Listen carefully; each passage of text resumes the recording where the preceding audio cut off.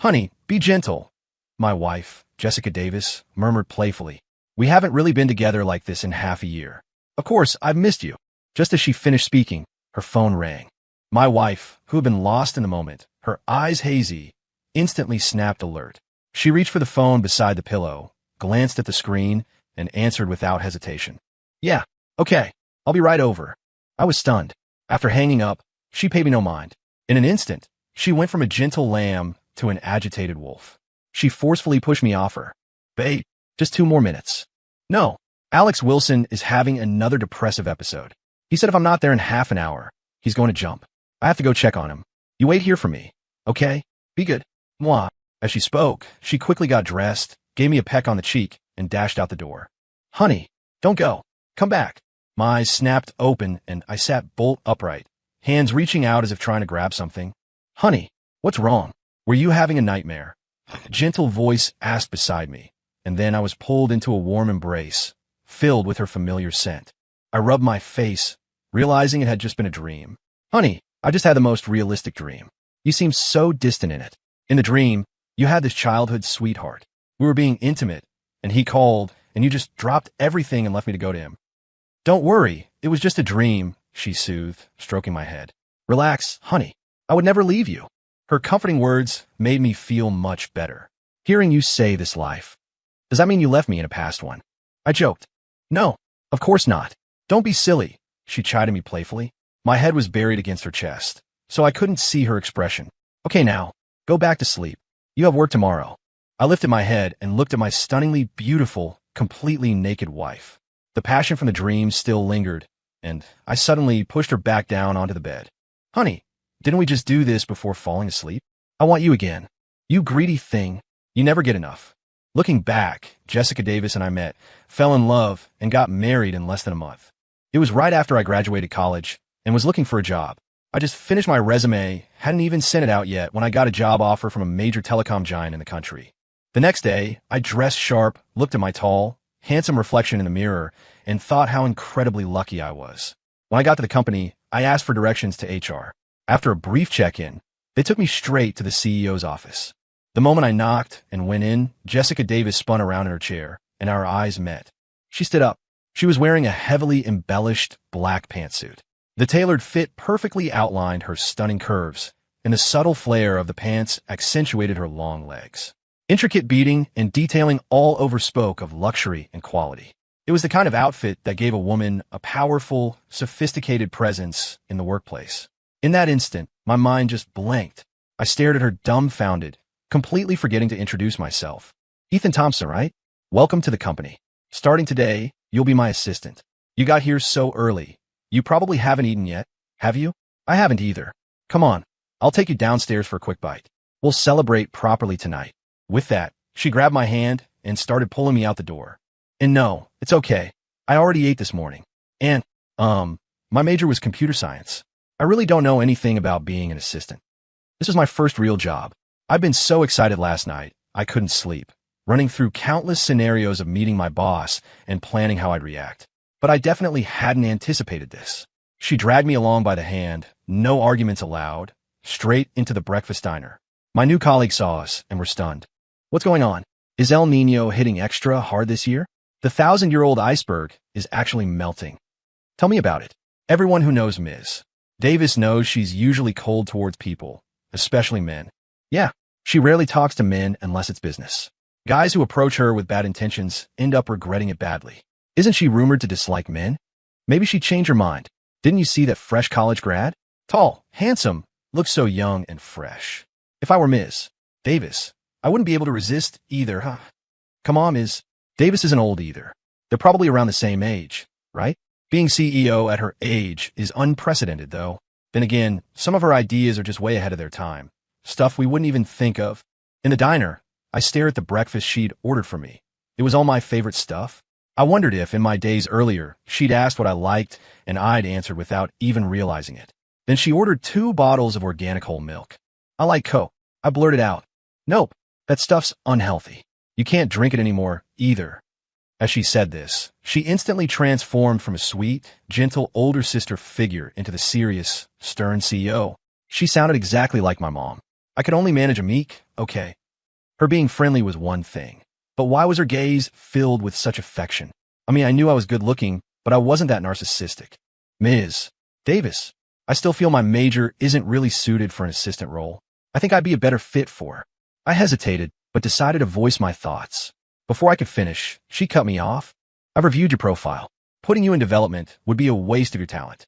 In my opinion, you're better suited for business management. Learn the ropes alongside me for a few months first. But I still think. $100,000 a month. Promotion to vice president in 6 months. I consider myself a fast learner. Somehow, all my earlier doubts and anxieties vanished completely. Suddenly, I felt extremely confident about my ability to excel as an assistant. We had a pleasant meal and a great conversation. Strangely, sitting across from this powerful CEO, who was also stunningly beautiful, I didn't feel nervous at all. Instead, I felt relaxed, like there was something familiar and comforting about her. Back at the office, I started my job as her assistant. I wasn't familiar with the work at first, and navigating office relationships wasn't exactly my strong suit, so I made quite a few mistakes. But the usually stern Jessica Davis was surprisingly patient with me. Even when I messed up, she would just encourage me.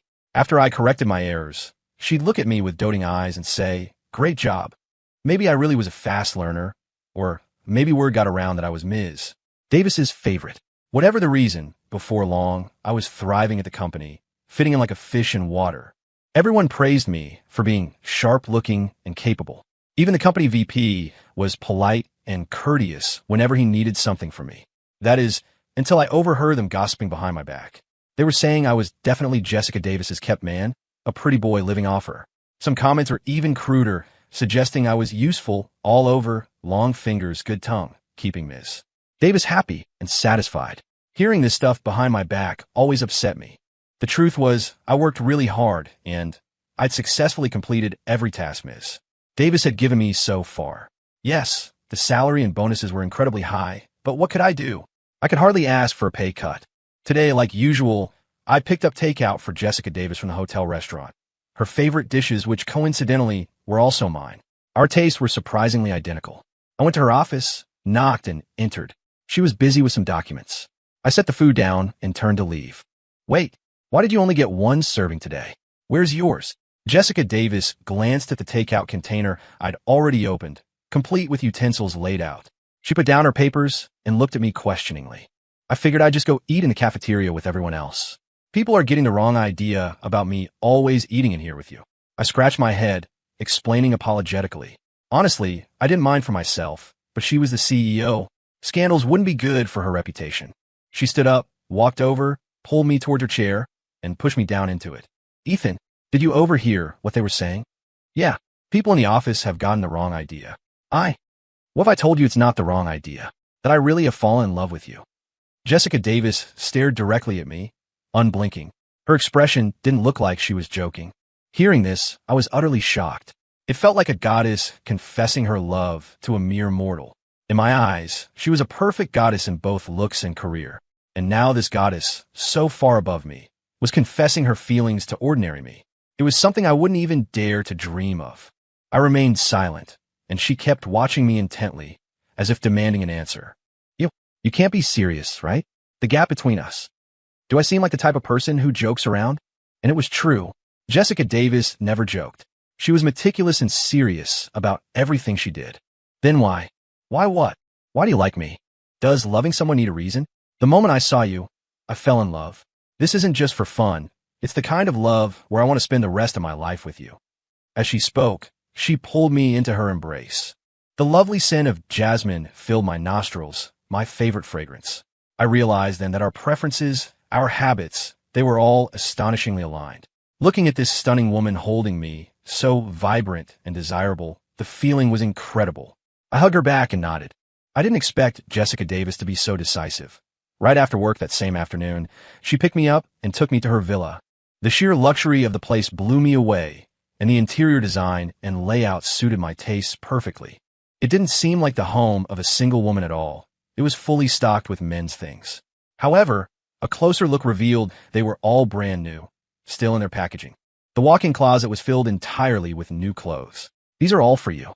I knew this day would come, Jessica Davis said, perhaps sensing my confusion before I even had a chance to ask. It's getting late. We should wash up and get ready for bed. You first, or me? Or maybe together? Seeing this woman, usually so cool and unfazed by everything, now looking at me with seductive eyes, whispering flirtatious words. It actually made me blush. Maybe I'll go first. I felt hot all over, uncomfortable, and desperately needed a cold shower to tamp down my desire. I finished showering quickly and sat awkwardly on the edge of the bed, my mind racing about what was going to happen. Suddenly, the bedroom door opened.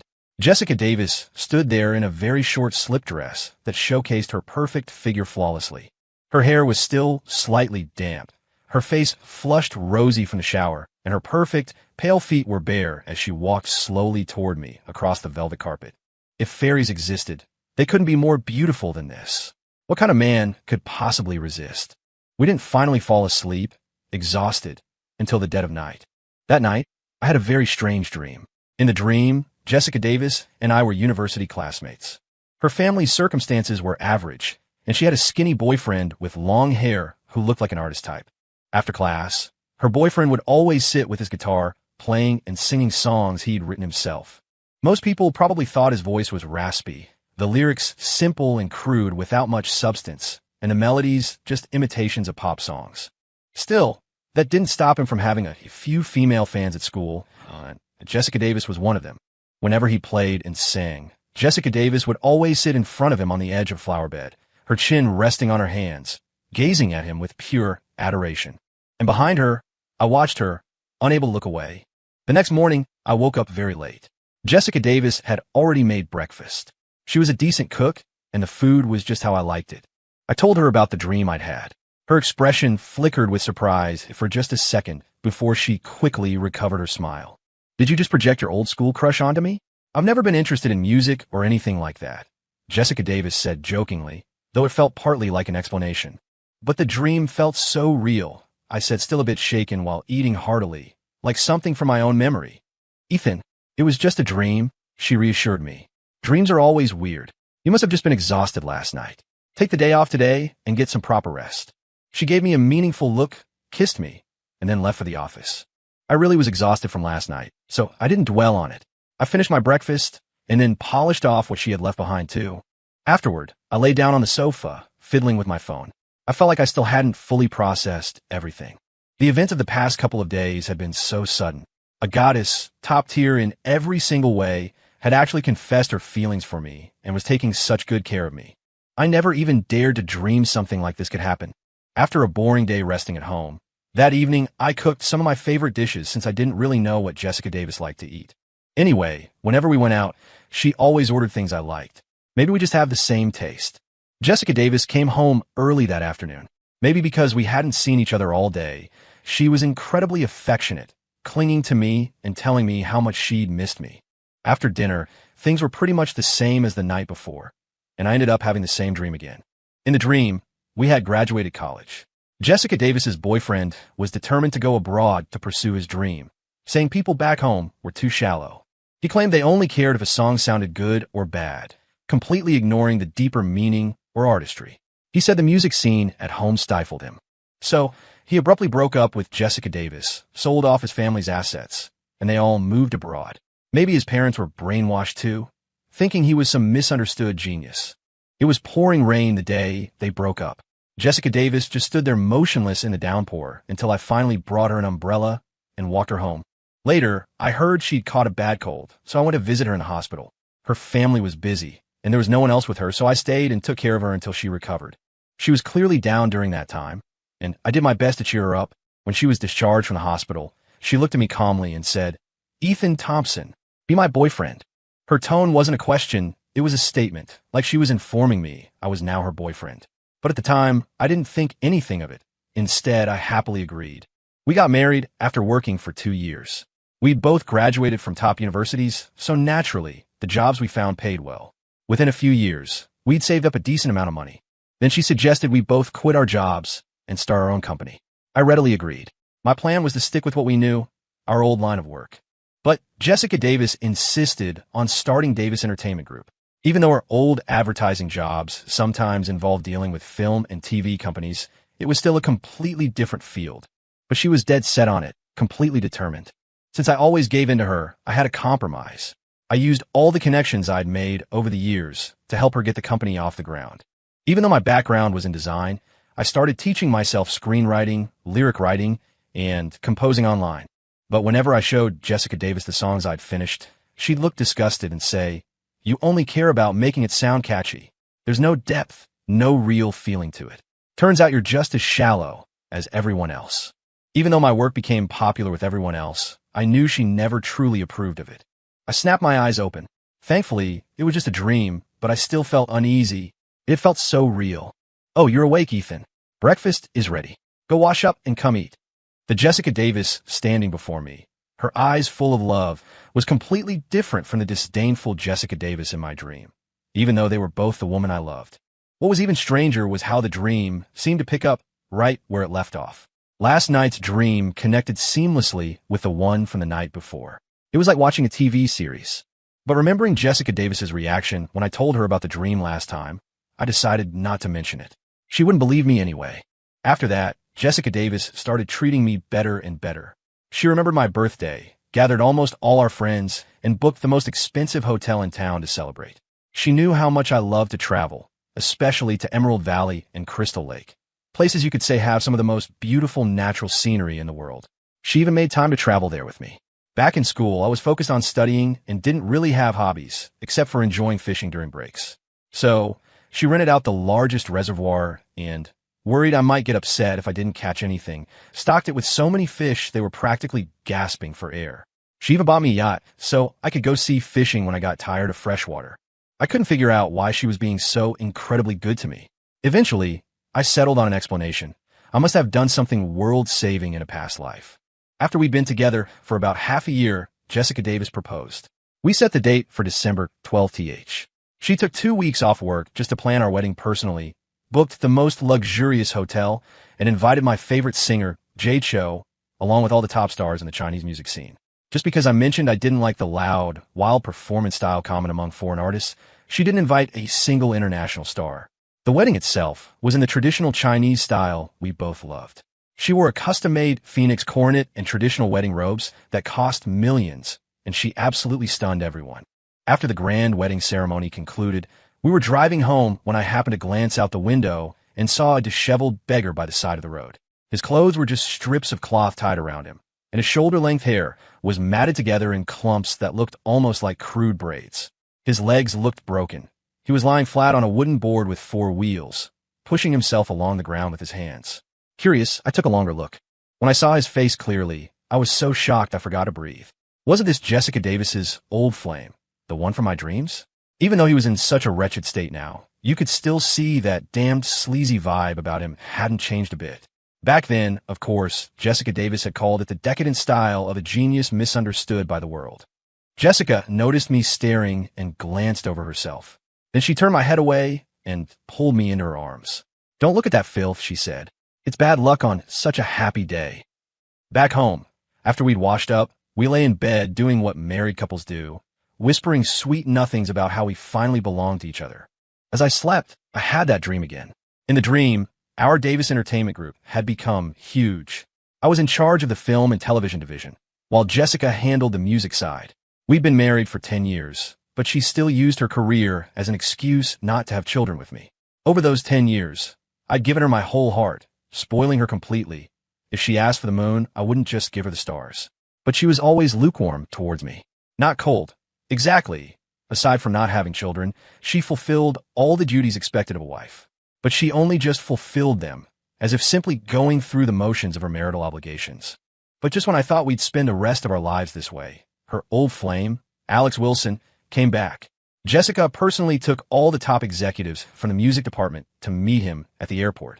In the car on the way back, she signed a contract with Alex Wilson right then and there. One clause stated that making Alex Wilson a star would be the company's #1 priority for the next 10 years. By the time I found out, Jessica Davis had already released 2 albums for Alex Wilson, both filled with his own god-awful original songs. Several of them sounded suspiciously similar to other tracks, leading to plagiarism lawsuits. Jessica Davis stepped in to handle all of that, and then she personally brought him to me, asking me to just casually cast him as the lead in a couple of our company's major productions this year. I looked at the guy standing in front of me. He was sleazy even before he went abroad, and now, barely in his early 30s, he was slightly bald, kind of hunched over, constantly sniffling, and thin as a skeleton. We're not planning any horror movies this year. Maybe we'll call you if we decide to make one in the future, okay? I wasn't holding back. He should take a look in the mirror himself sometime. Want a role in a major production, and the lead role at that. Even if you were my own son, I wouldn't spoil him like this. The moment I finished speaking, Alex Wilson's face fell. My disdainful look clearly stung him. He'd seen that look plenty of times abroad over the past few years. Back home, even though his fan base was tiny, he was still admired by a very small group. But a tiny fraction of over 1 billion people isn't exactly insignificant, so he couldn't handle the contrast. He was extremely distressed at that moment, yet he didn't dare confront anyone. Even locals he annoyed would push him around without a second thought. Eventually, he resorted to creating an account on a domestic short video platform, specifically posting content that severely denigrated his own country. This gave him a sliver of balance, a self-deceiving kind. That's how he managed to keep going, basically just trying to feel relevant. He happened to hear one of his old songs on TV by chance, and later found out Jessica Davis had started an entertainment company. He managed to get in touch with Jessica Davis and then returned to the country. He first glared at me angrily, then sneered. I thought people back home would have matured a bit over the past decade. Turns out they're still so judgmental about appearances, still so superficial. Without even glancing at him, I retorted, foreigners aren't superficial? Well, I haven't seen any of their leading men looking like you. Alex Wilson was speechless from my comeback. Jessica Davis quickly stepped forward to console him briefly. Then she turned to me disapprovingly. Ethan Thompson, we were all classmates. Do you really need to be so harsh? Alex just signed a few days ago and already has 2 albums out. Our company's future depends on him. Stop. I cut her off before she could finish. I don't care what your music department does, but our film division won't use someone who's doing drugs. You've been in this business for years. You know the consequences of using problematic talent. Besides, can you even call those things he released songs? A 3rd grader's nursery rhymes are better than that. How dare you? Accusing Alex of doing drugs, Ethan Thompson. How could you be so vicious now? I really misjudged you. Apologize to Alex right now. Jessica Davis shouted at me, enraged. I'd never seen her lose her composure like this since we first met. I shifted my gaze to Alex Wilson's face, pulled out my phone, and made a show of dialing. Apologize to him? Fine. Let me just call the police. If he's clean, I'll apologize immediately. Okay, go ahead and call. You know, maybe we should forget it. There's no need to bother them. It's not like it's a big deal. I still think I should focus on my music. Acting can wait. With that, Alex quickly pulled Jessica away. I woke up too. A glance at the clock showed it wasn't even 5 yet, but thinking about the dream, I just had kept me awake. So, I got up, deciding to make her breakfast. From when we met until we got married, I'd never cooked a single meal for her. She was always the one taking care of my daily life, even distrusting the maids. Just as I climbed out of bed, I saw her phone screen light up. Probably a text message. On impulse, I picked it up and glanced at it. The profile picture was of a hulking, muscular guy. That beggar has been sent abroad. Let him fend for himself from now on. Sir won't be seeing him again. My first thought was of the beggar I'd seen when we came home last night. Could it be that just because I gave him a curious look, she went to such lengths for me? Seeing the message, I didn't dwell on it. Just felt she'd gone a bit too far. Then I got up and made her a lavish breakfast. I'd always been self-sufficient, so I'm a decent cook. When she woke up and saw the breakfast, she was thrilled, hugging and kissing me over and over. As she ate, her eyes welled up with tears. This is so delicious, she choked out. It's been so long since I've tasted this. I quickly wiped her tears. Silly, it's just breakfast. Do you ever get so worked up? If you like it, I'll make it for you every day from now on. Unexpectedly, her expression turned serious. No, she said firmly. Today was my fault for sleeping in. From now on, I must be the one to take care of you. I hesitated, then finally asked the question that had been bothering me. Honey, can you tell me why you're so good to me? Honestly, I feel like I don't deserve. She suddenly stood up and covered my mouth with her soft, well-manicured hands. Darling, I'll answer this just once, and please don't ask again, okay? Because you're worth it. Maybe seeing the confusion still on my face, she offered a few more words of comfort, saying I must be tired from getting up early to cook and should take another day off. She said that after she signed a contract today and arranged things at the company, we would go on our honeymoon. Then she left for Davis Entertainment Group. I truly didn't understand how I was worth it. My professional skills were good, sure, but she made me her assistant. Honestly, plenty of people were more qualified for that job than me. And while I wasn't bad-looking, you could even say I was presentable. With her influence, she could snap her fingers and have any number of men far better than me. Besides, we hadn't known each other very long. I racked my brain, but couldn't figure out what it was about our time together that had struck her, made her think I was worth it. Worthy of such meticulous care and attention from a business tycoon. Since I couldn't figure it out, I decided to stop thinking about it. I just have to assume I really did save the world in a past life. For the next month, she and I visited all the famous tourist spots in the country. She was incredibly thoughtful and caring towards me the entire time.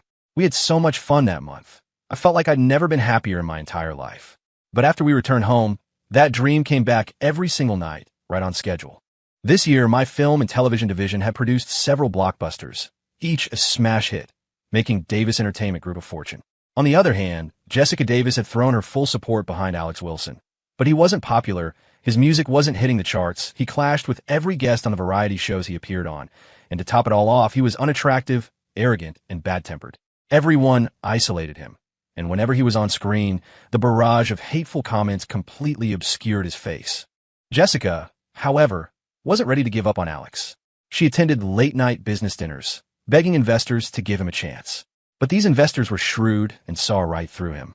No one wanted to risk their project tanking by using someone with a bad reputation and a small fan base. The strain on Jessica was evident. I'd never seen her so invested in anyone before, and it pained me to see her like this. Every day, I made her nourishing soups and brought them to her. While Jessica toiled away, Alex lived a life of leisure, his social media filled with pictures of parties, fine dining, and romantic escapades. Perhaps after years of hardship abroad, he was letting loose. Jessica, already burdened with securing resources for him, also had to constantly suppress negative press. But the worst was yet to come. Following a tip-off, police raided a small apartment and arrested Alex and his friends for drug use. Apparently, everyone was partially clothed, and Alex hadn't shaken his bad habits from abroad. The drugs, the wild parties. Unsurprisingly, his career imploded. Jessica was utterly disappointed and never visited him. After his release, Alex arranged to meet with Jessica. That afternoon, they were both found dead in a private room at a coffee shop. The coroner's report indicated Jessica had been stabbed dozens of times, the cause of death being blood loss. Alex had slit his own throat, a suicide. I arranged Jessica's funeral and took over the company, slowly guiding it back on track.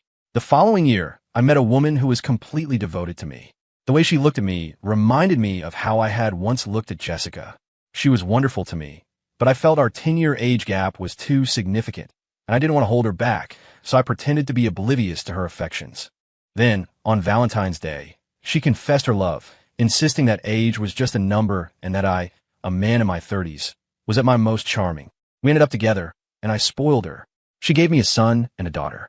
50 years later, lying in my hospital bed, surrounded by my wife, children, and grandchildren, I closed my eyes with a smile. And then I opened them. Honey, you're finally awake. I saw your pillow was soaked with tears, and I couldn't wake you. You scare me so much. I looked at her impassively, wiped the tears from my eyes, and sat up. Must have been a dream. But don't worry, I'm here. She pulled me into her arms, stroking my head. I told her about the long dream I'd had. I could feel her body stiffen, her hand ceasing its comforting caress. She sat up straight, a panicked look in her eyes. Honey, they say dreams mean the opposite. You dreamed we had a bad relationship, but in real life, we love each other so much. Besides, I'm pregnant with our baby now. We'll definitely be happier than you in your dream. In the dream, we didn't have children, but in reality, right after we got married, Jessica started trying to conceive, and now she's 4 months pregnant. I lay in her arms, staring blankly ahead. Maybe it was because the dream felt too real. The crying of the wife and child from the dream still echoed in my ears, making it hard for me to tell which was real. 5 years flew by in the blink of an eye, and our son started kindergarten. Jessica handed over the reins of Davis Entertainment Group entirely to me, choosing to become a full-time homemaker. She meticulously took care of my daily life, managing everything perfectly. Today, I went to the office as usual. My previous assistant had resigned to go back home and get married. HR had hired a new assistant who was starting today. I got busy right after arriving at the office. Suddenly, there was a light knock on the door. Without looking up, I said, "Come in." The door opened, and someone walked in, stopping in front of my desk. "Hello, Mr. Thompson. I'm your new assistant, starting today. I look forward to working with you." I looked up. "It's you." I stared at the girl in front of me, my jaw dropped in astonishment.